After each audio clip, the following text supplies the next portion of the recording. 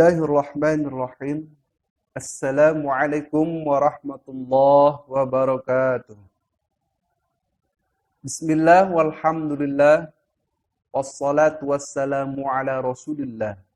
Muhammad ibn Abdullah wa ala alihi wa sahbihi wa mawalah. La hawla wa la quwwata illa billah. Rabbi shrah li sadri wa yassir li amri. Wahlul 'uqdatam min lisani yafqahu qawli. Amma ba'du. Pemirsa YouTube channel SDIT Al-Isnin Bogor yang berbahagia. Alhamdulillah.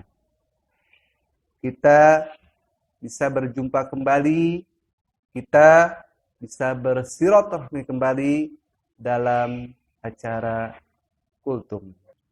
Masya Allah subhanahu wa ta'ala. Sudah tidak terasa kita sudah menginjak hari ke-23. Mudah-mudahan dari hari pertama sampai hari ini, detik ini, amalan ibadah puasa kita, amalan-amalan tadarus kita, amalan-amalan tarawih kita, mudah-mudahan Allah terima dengan penerimaan terbaik. Namun demikian juga kita harus memohon kepada Allah Subhanahu wa taala agar selama bulan Ramadan ini dosa-dosa yang telah kita perbuat baik disengaja atau tidak sengaja, mudah-mudahan Allah mengampuninya, Allah menghapuskannya dan Allah membersihkannya. Pemirsa YouTube channel SDIT Al-Isnin Bogor yang berbahagia. Puasa dibatalkan bukan hanya sekedar minum saja. Bukan hanya sekedar makan saja. Akan tetapi ada yang lebih berbahaya lagi terhadap yang membatalkan itu. Apa itu? Membatalkan pahala puasa tersebut. Sehingga kualitas puasa tersebut menjadi rendah. Kualitas puasa tersebut menjadi kurang berarti baginya. Sebagaimana hadis Nabi Muhammad sallallahu alaihi wasallam, "Kam min sha'imin laisa lahu min siyamihi minal ju' wal 'aths." Banyak sekali di antara orang yang berpuasa yang mana dalam puasanya dia hanya mendapatkan lapar dan haus saja. Pemirsa yang budiman, ada satu amalan, ada satu ibadah yang mana ibadah ini hanya diturunkan di bulan Ramadan saja, 1 tahun sekali. Yang mana amalan itu bisa menghapus apa kita punya puasa. Artinya menghapus bukan menghapus puasanya, tapi menghapus kesalahan-kesalahan yang ada di dalam puasa tersebut. Ya seperti mana yang Bapak tadi sudah sebutkan, banyak sekali puasa yang tidak diterima, yang tidak mendapatkan pahala karena bukan membatalkan kepada puasa itu, tapi pahalanya yang berkurang. Di antaranya salah satunya bisa seseorang itu menghibah, seorang itu mengomongkan saudara sendiri, bertengkar, berkata-kata kotor, berkata-kata jorok dan sebagainya. Itu pekerjaan, itu perbuatan bisa merusak nilai ibadah puasa tersebut. Oleh karena itu Bapak hadirkan amalan yang akan menghapus kekurangan-kekurangan, kotoran, dosa-dosa yang mana bisa menodai kepada puasa kita tersebut. Baik, amalan itu adalah zakat fitrah. Zakat fitrah itu 2 kata dijadikan satu. Dalam tata bahasa Arab disebut dengan mudhof ilaih. Zakat dan fitrah. Mari kita bahas seksama. Apa itu zakat? Zakat menurut tata bahasa Arab itu mempunyai 2 arti.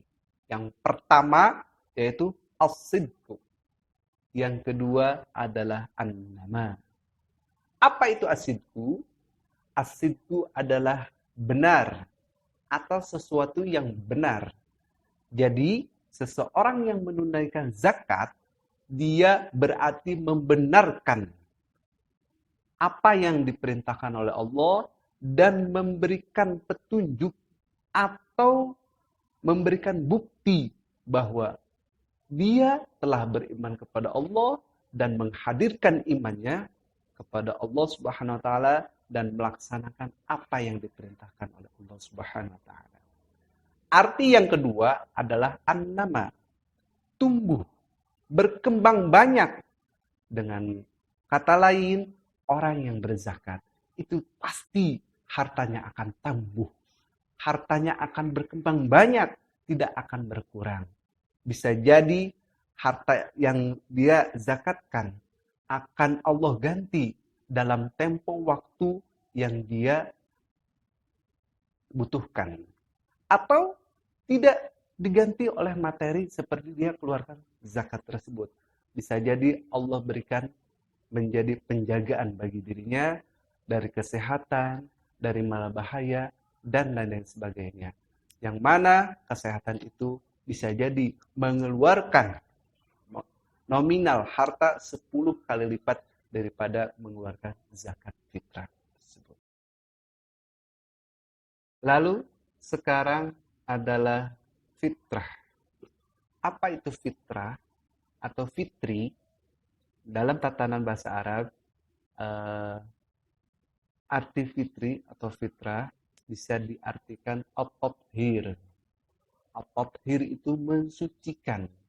Artinya zakat fitrah itu bisa mensucikan jiwanya yang mengeluarkan dan membersihkan amalan-amalan yang mana amalan itu mungkin ada kesalahan, mungkin ada dosa, mungkin ada kekurangan-kekurangan.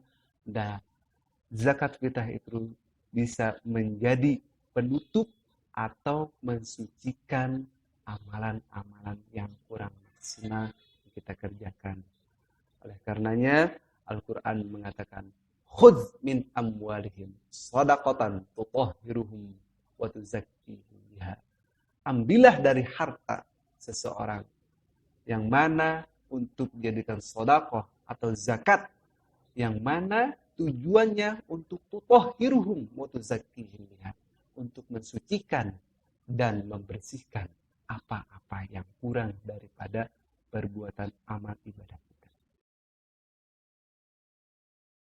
Lalu tujuan memberikan zakat, tujuan kita diwajibkan berzakat, artinya kita oleh Allah Subhanahu wa taala diperintahkan untuk melihat, untuk bisa merasakan saudara-saudara kita yang kekurangan, saudara-saudara kita yang masih di bawah kemiskinan, saudara-saudara kita yang masih membutuhkan uluran tangan kita. Disitulah fungsi daripada zakat tersebut.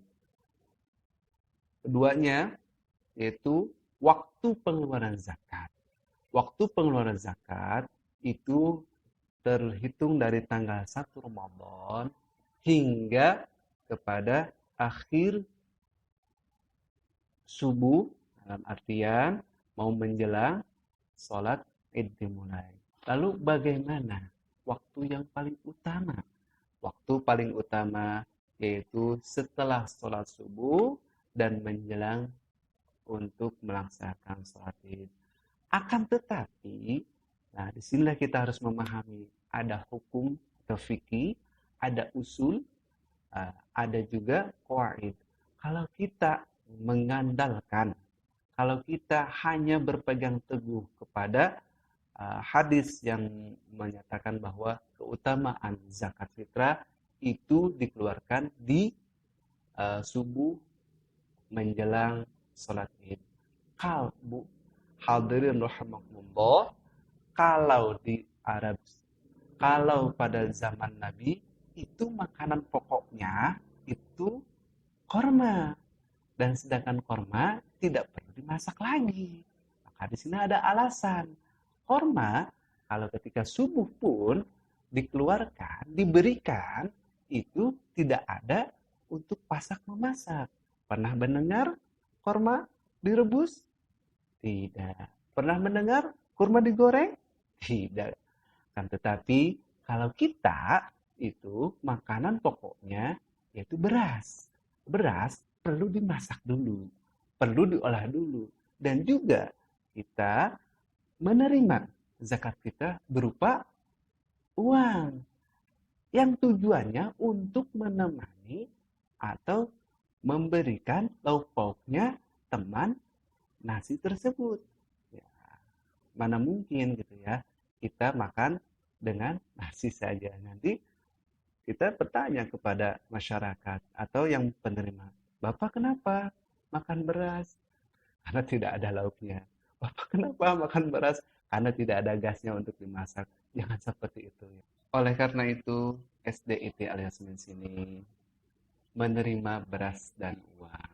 Insya Allah, penerimaan zakat kita dari ibu, bapak, sekalian yang di rumah, kami akan salurkan kepada mustahik-mustahik yang ada di dalam Al-Quran. Insya Allah.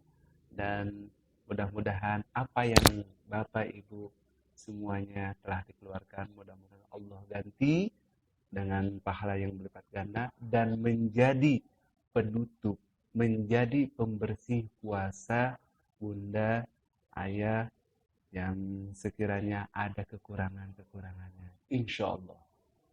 Sekian dari saya. Akhirul kalam. Wabillahi taufiq wal hidayah. Wassalamualaikum warahmatullahi wabarakatuh.